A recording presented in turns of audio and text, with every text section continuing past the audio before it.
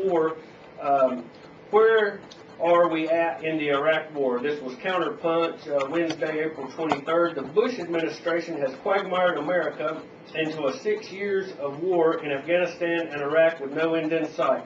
The cost of these wars is horrendous. Official U.S. combat casualties now stand at 4,538 dead. Officially, 29,780 U.S. troops have been wounded in Iraq.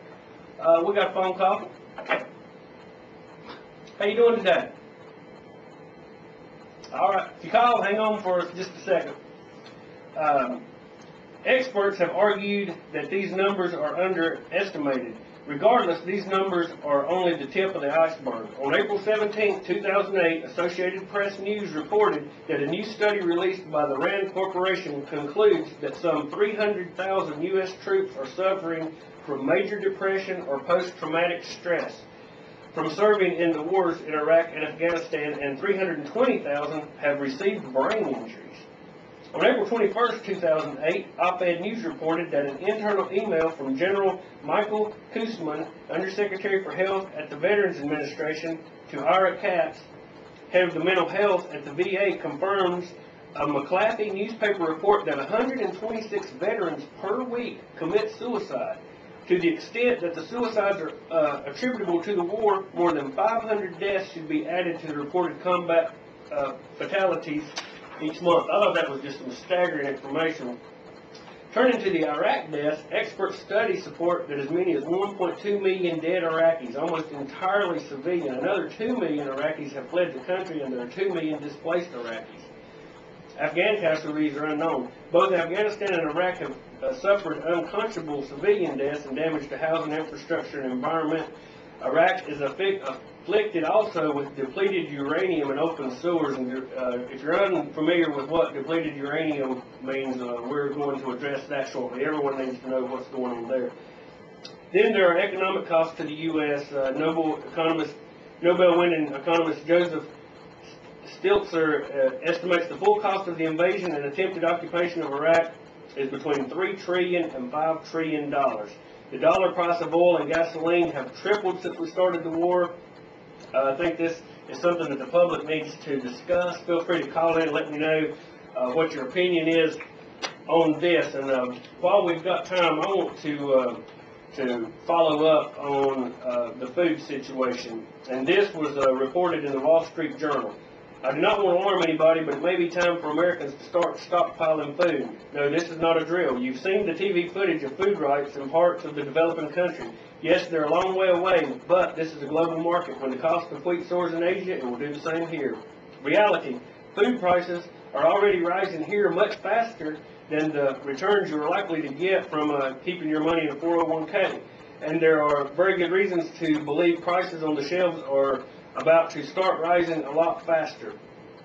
Stocking up on food may not replace your long-term investment, but it may make more sense for you to keep food at your house than money in the bank.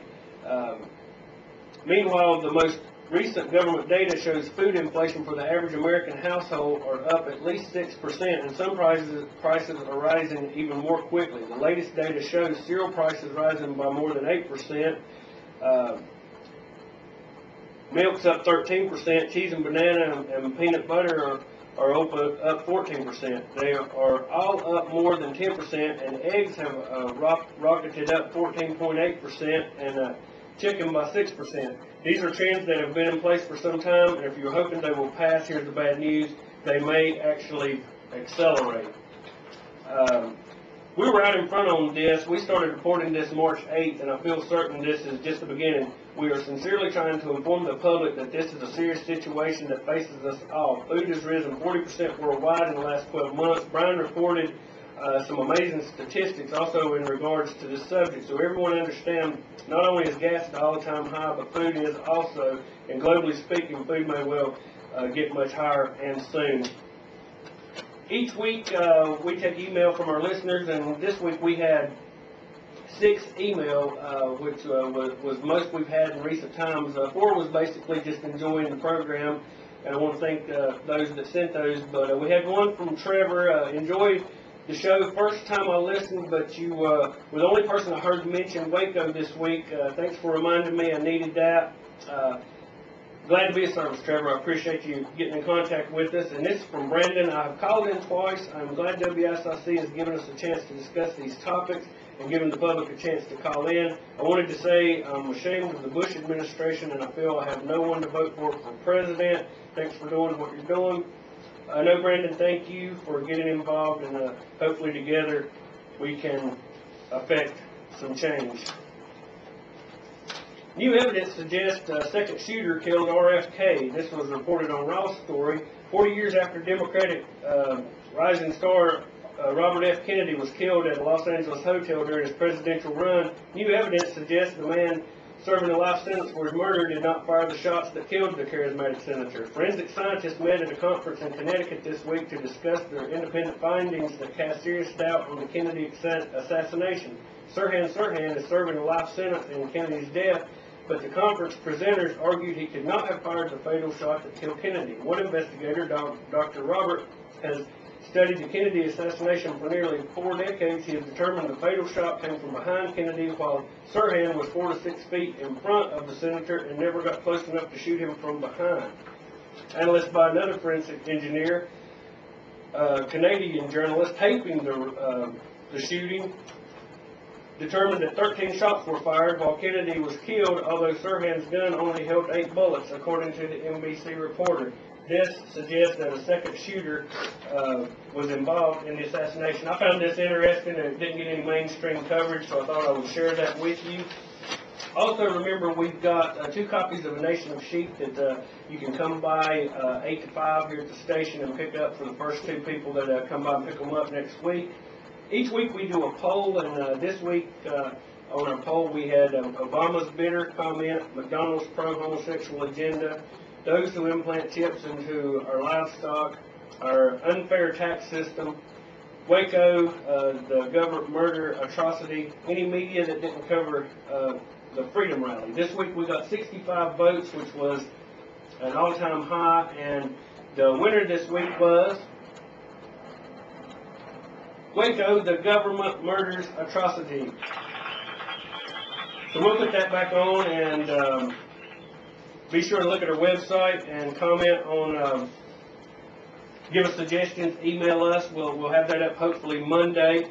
I also wanted to comment on what Ahmadinejad, president of Iran, said this week.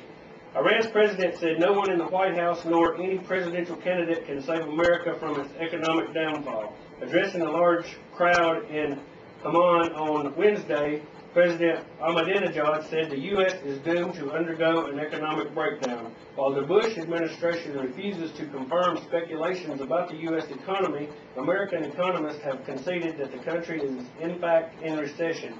No politicians can be found in the United States who is capable of saving the U.S. economy from the move toward the valley of downfall, continued Ahmadinejad, and he rejected the speculation by superficial observers that claim the recession was spawned by the privileged few who wait only to reap the benefits later. The recession will end the hegemony of world powers, Ahmadinejad concluded. In March 2008 alone, U.S. employers cut a whopping 80,000 jobs, the biggest decline in a single month in 5 years. John F. Kennedy, those who make peaceful revolution impossible will make violent revolution inevitable. And remember, the website's therealnewsradio.com, our YouTube channel, The Real News Radio. And next week, our guest is going to be Ray McGovern, a 27-year CIA agent veteran. This week, this is Farron saying, God help us all.